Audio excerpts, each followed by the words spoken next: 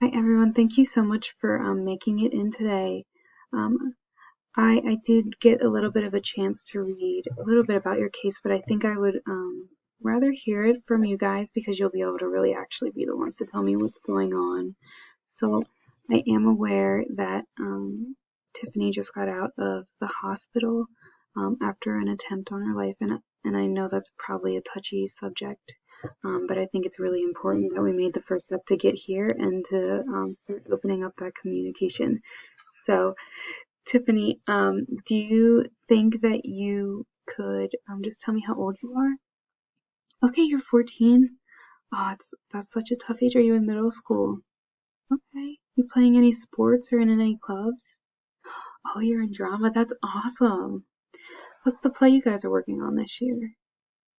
Beauty and the Beast? Oh, that's so much fun. I'm so jealous. Okay. And who's this next to you? Oh, okay. So, you're Tiffany's brother Brock? Nice. Well, thanks for coming in. I know that you might have had some other things that you probably would have liked to do, but how old are you, Brock? 17. Oh my gosh, you're almost an adult. Are you thinking about schools or anything? You want to be a mechanic. That is great. So you like cars. Awesome. That's awesome. Congratulations. Do you want to introduce your dad to me? Okay. Hi, Dave. How are you?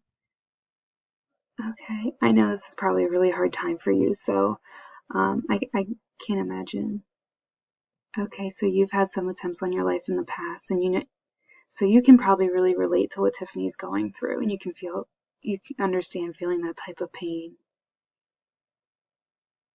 Oh yeah, I know. Okay. Well, hopefully we can see what we need to do to start building up some supports and making things get a little better at home. And you're the mom? Oh, okay. And your name's Terry? Hi, Terry. You're a social worker too. Congratulations. It's a hard job, right? I hope you're taking care of yourself.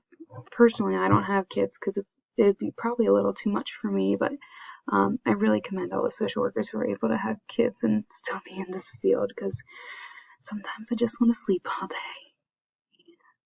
So I think what's a really great step is that we're all here and we all really have the main goal of wanting to be here for Tiffany and see what she needs from us.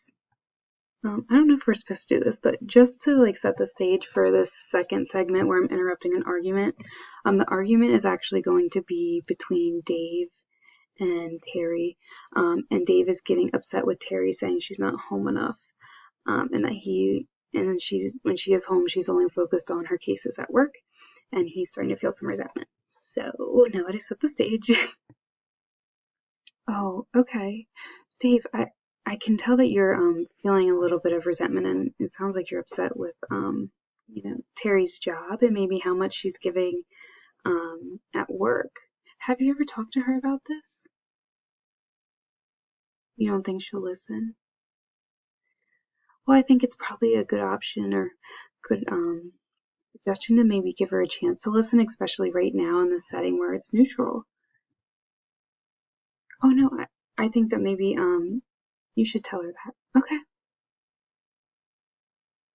Terry, how did it feel to hear Dave is feeling right now regarding your attention at home?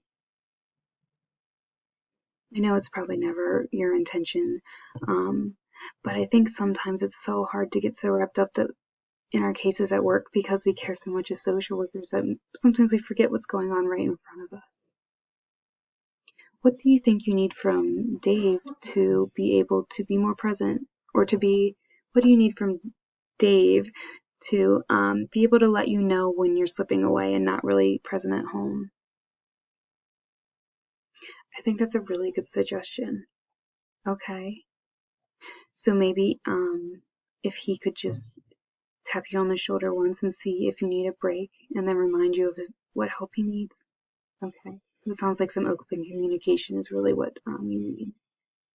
And Dave, don't ever be afraid to speak up for yourself because unspoken words sometimes turn into hidden resentments. And it's so important to keep that communication open so Terry knows what you need from her, and she'll be able to be there in whatever way she is. And then it's her responsibility to create those boundaries to step away. I think we've made some really good progress, and I really appreciate you guys allowing me the space to enter your family and to really hear what's going on. From my perspective, it's really seeming like the disconnect between you, Dave, and Terry is really taking effect on Tiffany, and honestly even Brock, even though he doesn't say much.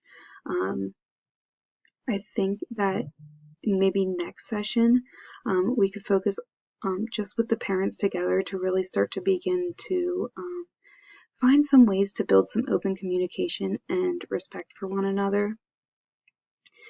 And then what I would really like for you to do, Tiffany, is to keep going to your individual counseling if it feels good. But I also would suggest really diving into your drama club and really starting to find, a good form of self-expression. So when you get those uncomfy feelings, you're able to express it and maybe release it in a different way.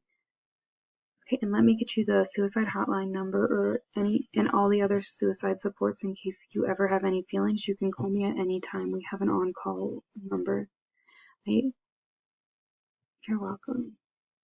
And again, I just really urge everyone to continue to just practice open communication. And if you have a need that's not being met, you really need to vocalize that so everyone is aware, because nobody's mind readers that we know of. Okay, guys. And then after next week, we can move forward. We can talk. After I meet with you, Dave and Terry, we can talk to see what we want to do moving forward. But I think it might be a really good idea to get the parents on a united front. Okay, guys. Thank you.